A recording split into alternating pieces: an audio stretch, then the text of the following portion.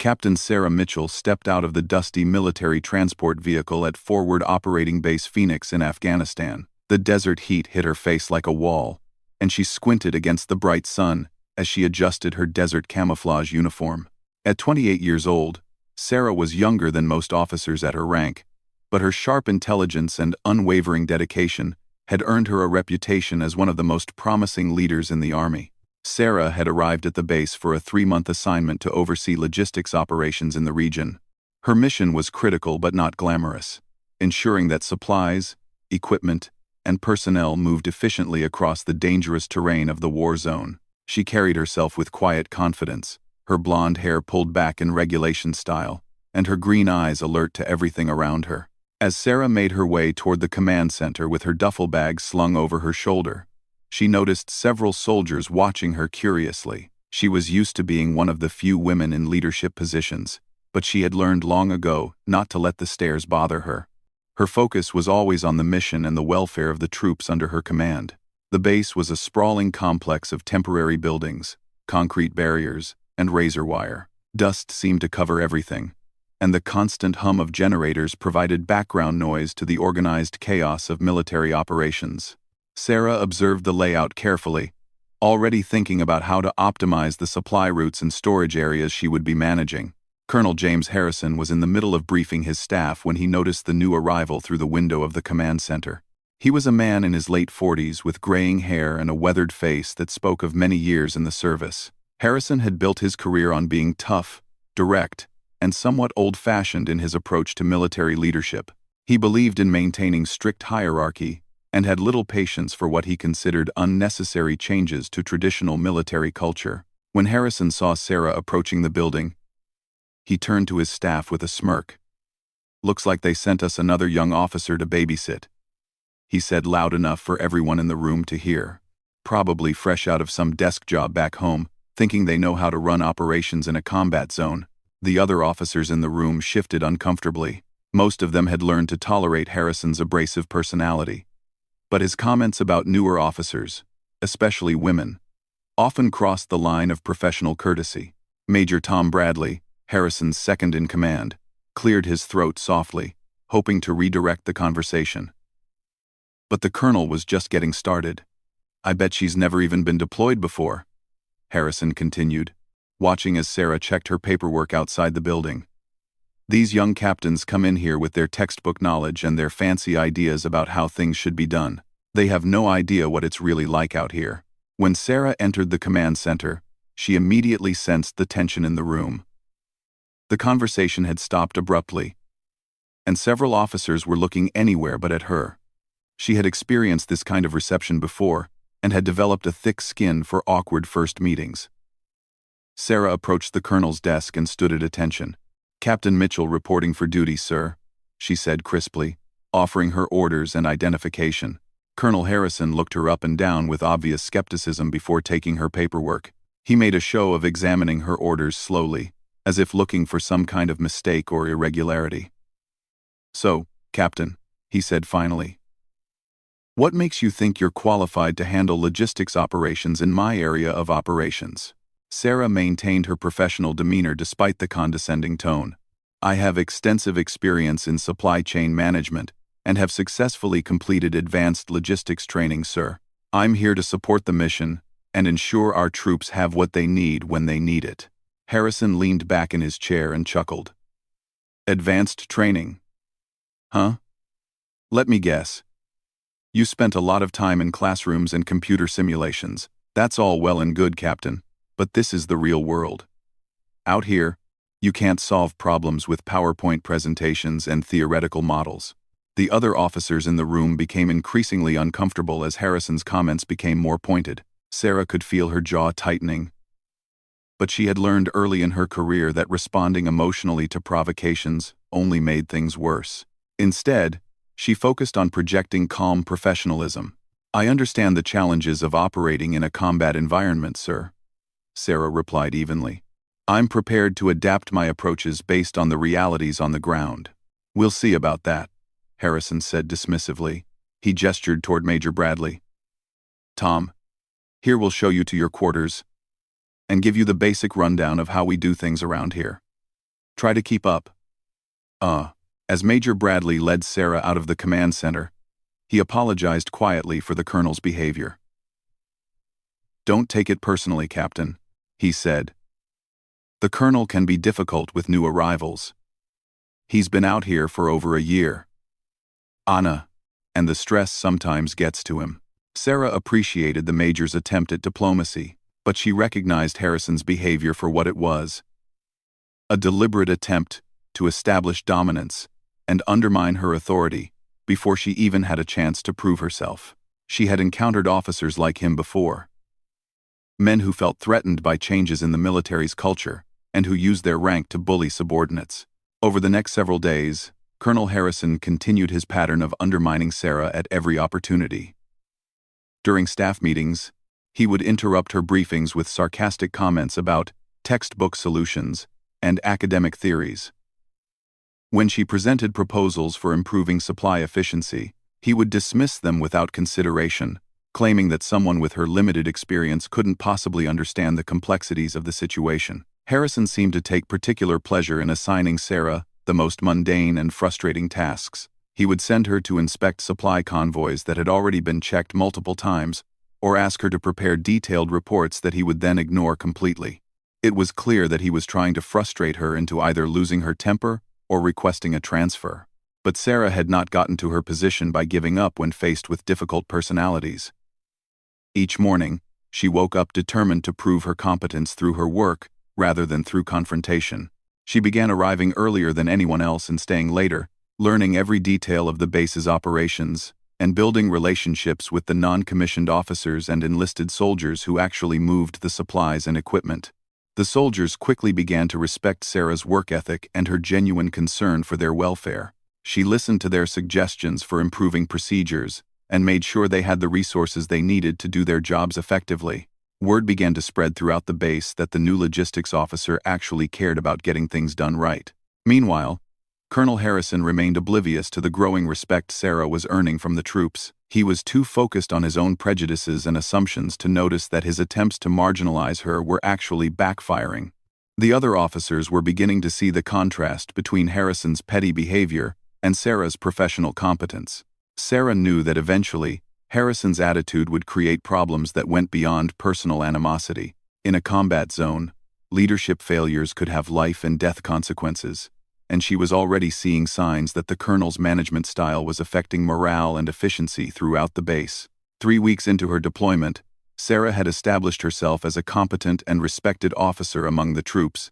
Despite Colonel Harrison's continued efforts to undermine her authority, she had identified several significant inefficiencies in the base's supply operations and had quietly begun implementing improvements that were already showing positive results. The situation came to a head on a particularly hot Tuesday morning, when intelligence reports indicated that a nearby village was about to be overrun by enemy forces. The villagers had been cooperating with coalition forces, providing valuable intelligence, and there was an urgent need to evacuate the most vulnerable families and establish a defensive perimeter around the settlement.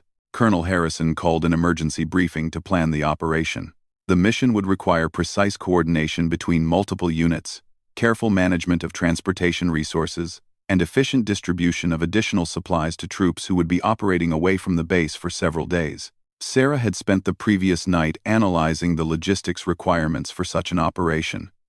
She had prepared detailed recommendations for vehicle allocation, supply distribution, and contingency planning.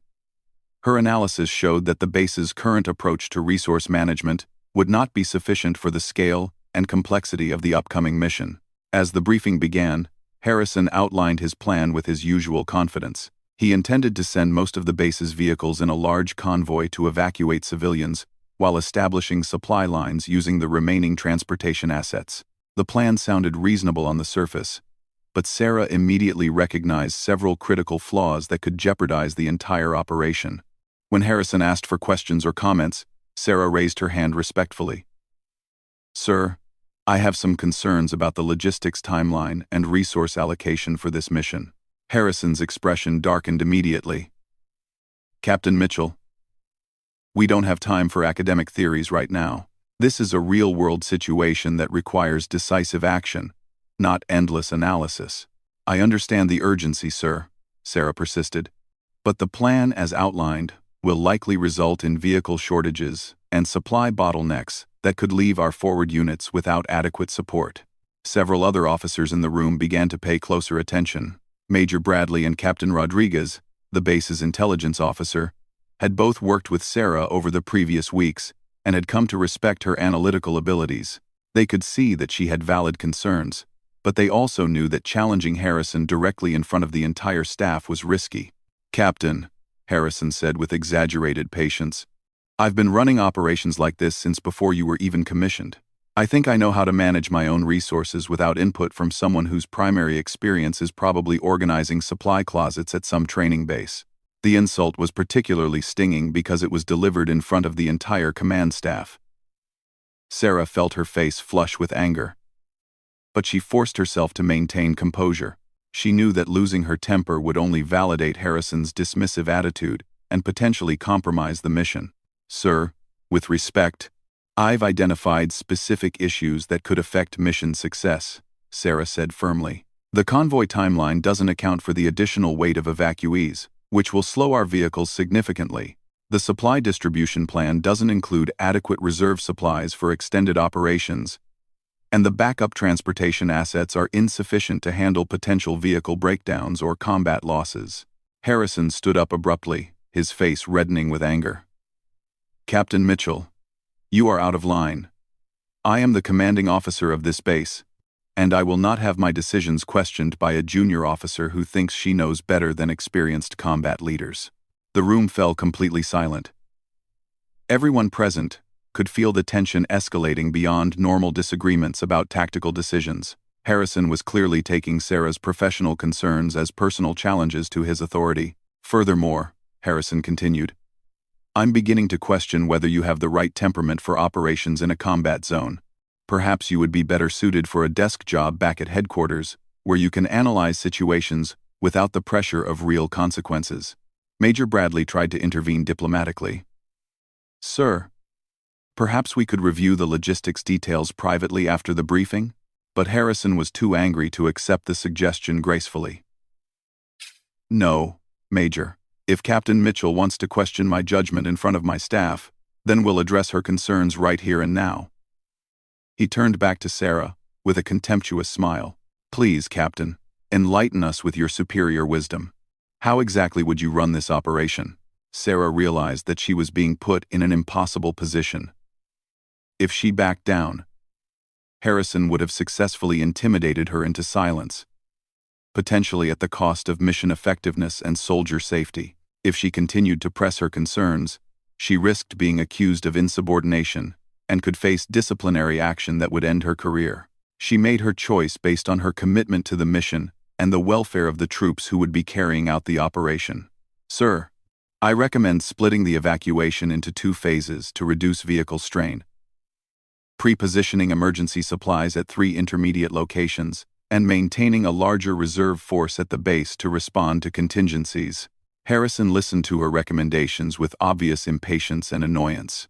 When she finished, he shook his head dismissively.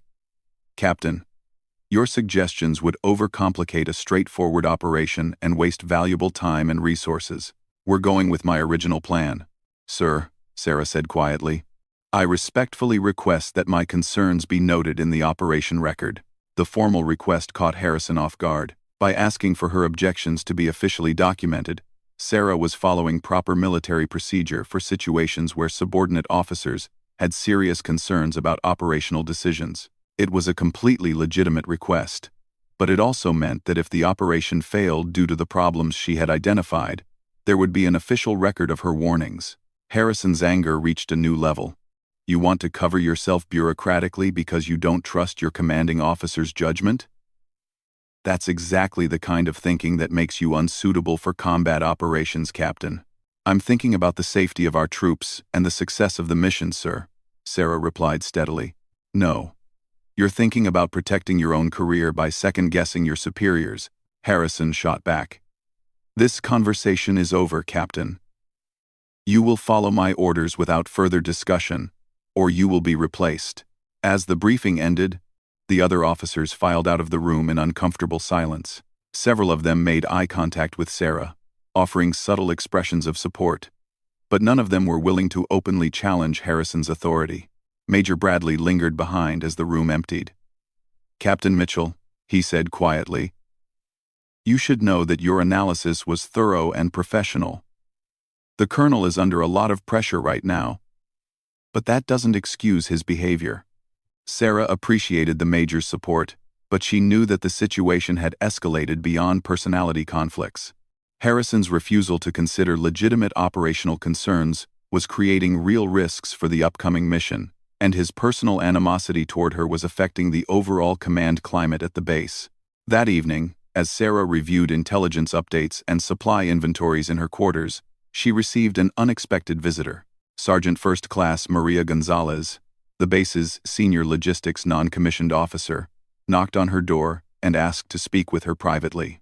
"Ma'am," Sergeant Gonzalez said, "I wanted you to know that the troops are talking about what happened in the briefing today. Word gets around fast on a base this size. Most of us think your concerns about the operation were valid, and we respect you for speaking up." Sarah was grateful for the support, but she also worried about the implications. "Sergeant, I don't want the troops to think there's conflict within the command structure. That could affect morale and unit cohesion." "With respect, ma'am," Gonzalez replied, "the troops already know there's conflict. The colonel's behavior toward you hasn't gone unnoticed. What they're seeing now is an officer who stands up for what's right, even when it's difficult." As Sergeant Gonzalez left, Sarah reflected on the impossible situation she found herself in. She had come to Forward Operating Base Phoenix to do a job and serve her country, but she was being forced to navigate a toxic command environment that was affecting mission effectiveness and troop morale. The evacuation operation began at dawn the next morning, and within hours, Sarah's predictions started to prove accurate. The convoy carrying evacuees moved much slower than Harrison had anticipated, creating delays that rippled through the entire timeline. 2 vehicles broke down due to the additional strain, and the forward units began reporting supply shortages by mid-afternoon. Major Bradley found himself coordinating increasingly desperate attempts to address the logistics failures, while Colonel Harrison stubbornly insisted that the problems were temporary setbacks that would resolve themselves. By evening, it was clear that the operation was in serious trouble, with troops in exposed positions and inadequate supplies to sustain extended operations. Sarah had spent the day monitoring communications and tracking resource movements, documenting every problem she had anticipated and several additional complications that had emerged. She worked quietly and efficiently, providing whatever support she could within the constraints of Harrison's orders. But the situation was rapidly deteriorating. The breaking point came when Sergeant Gonzalez approached Sarah with alarming news. "Ma'am, we just lost radio contact with Bravo Company. They were supposed to establish a defensive position around the village, but they haven't checked in for over 2 hours. The relief convoy that was supposed to reach them with additional supplies and ammunition is stuck 20 miles away with mechanical problems." Sarah immediately understood the implications. Bravo Company was potentially cut off and surrounded, with limited supplies and no immediate prospect of reinforcement. The logistics failures she had warned about were now putting soldiers' lives at direct risk. She found Colonel Harrison in the command center, still trying to project confidence despite the mounting evidence that his plan was failing. "Sir," Sarah said urgently, "we need to implement emergency resupply procedures for Bravo Company. I have a contingency plan that could get supplies to them within 4 hours."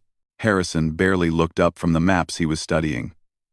"Captain Mitchell, I told you before that we don't need your theoretical solutions. We'll handle this situation using standard procedures." "Sir, standard procedures are what got us into this situation," Sarah replied, her voice tight with controlled frustration. "Bravo Company has been out of radio contact for over 2 hours. If they're under attack or pinned down, they need immediate support." "Don't lecture me about my own troops, Captain," Harrison snapped. "I know exactly what Bravo Company needs, and I don't need input from an officer whose primary contribution to this operation has been pessimistic predictions and second-guessing." At that moment, Major Bradley burst into the command center with a radio handset in his hand. "Sir, we just re-established contact with Bravo Company. They're under heavy attack and have taken casualties. They're requesting immediate resupply and medical evacuation.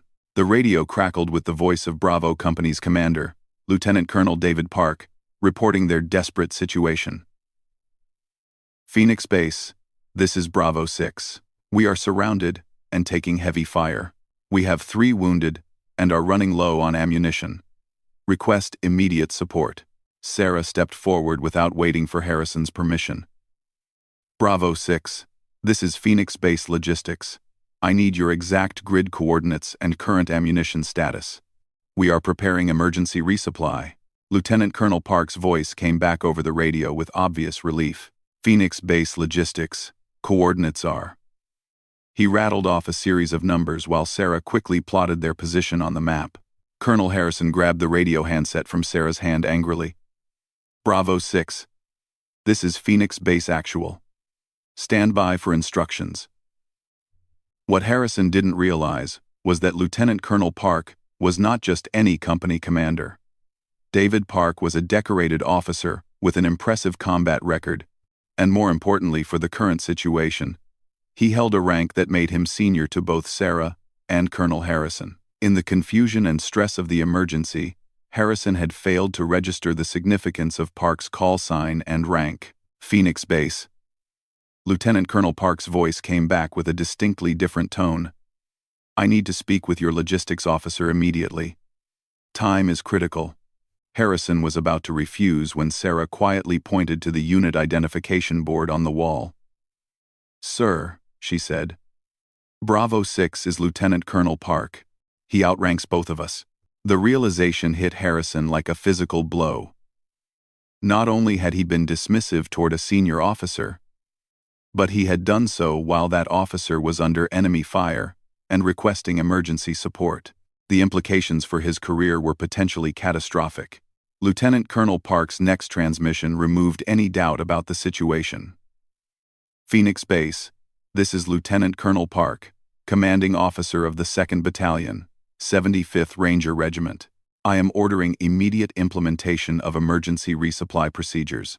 Patch me through to your logistics officer now. The command center fell completely silent.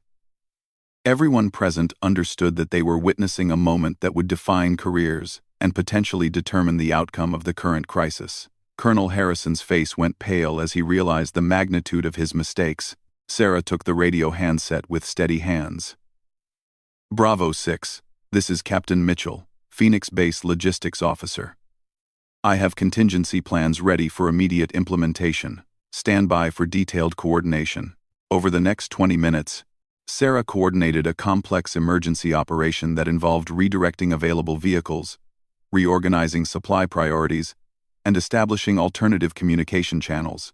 Her contingency plans, which Harrison had dismissed as academic theories, proved to be exactly what was needed to address the crisis. Lieutenant Colonel Park remained on the radio throughout the operation, coordinating with Sarah and providing tactical updates from his position. His professionalism and competence were evident in every transmission, and it became increasingly clear that Sarah was communicating with an officer of exceptional ability and experience. As the emergency resupply convoy reached Bravo Company's position and the tactical situation stabilized, Lieutenant Colonel Park requested a private communication channel with Phoenix Base Command. Colonel Harrison reluctantly took the handset, knowing that he was about to face serious questions about his handling of the operation. Phoenix Base Actual, this is Lieutenant Colonel Park, came the crisp voice over the radio. I need to discuss the logistics coordination for this operation. Your logistics officer's performance was outstanding, but I have serious concerns about the initial planning and resource allocation decisions that led to this crisis. Harrison tried to maintain his composure, but his voice betrayed his nervousness. Roger. Bravo 6. We encountered some unexpected challenges during the operation. Phoenix Base. These were not unexpected challenges. Park responded firmly. These were predictable logistics failures that should have been prevented through proper planning. I will be conducting a full after-action review of this operation, including an assessment of command decisions and resource management. The implications of Lieutenant Colonel Park's words were unmistakable. He was essentially announcing an investigation that would examine every aspect of Harrison's leadership during the crisis. Given Park's seniority and reputation, his findings would carry significant weight with higher headquarters. Sarah watched Colonel Harrison's face as the reality of his situation became clear. His attempts to undermine her credibility and dismiss her professional recommendations had not only created operational problems, but had also been witnessed by a senior officer who was now questioning his competence as a commander. Lieutenant Colonel Park's final transmission of the day provided additional context that shocked everyone in the command center. Phoenix Base, be advised that your logistics officer, Captain Mitchell, previously served as my S4 when I commanded a logistics battalion in Germany. She is one of the most competent logistics officers I have worked with in 20 years of service. Her analysis and recommendations should be given serious consideration. The revelation hit Colonel Harrison like a thunderbolt. Not only had he been wrong about Sarah's qualifications and experience, but he had been publicly dismissive toward an officer who was personally known and respected by a senior commander. His prejudices and assumptions had led him to completely misjudge both Sarah's competence and her professional connections. As word of the day's events spread throughout Forward Operating Base Phoenix, the dynamics between Sarah and Colonel Harrison changed dramatically. The troops who had witnessed Harrison's treatment of Sarah now saw him as an officer who had let personal prejudices compromise mission effectiveness. Meanwhile, Sarah's stock rose significantly among her peers and subordinates. The next morning, Sarah received orders to report to the brigade headquarters for a commendation ceremony.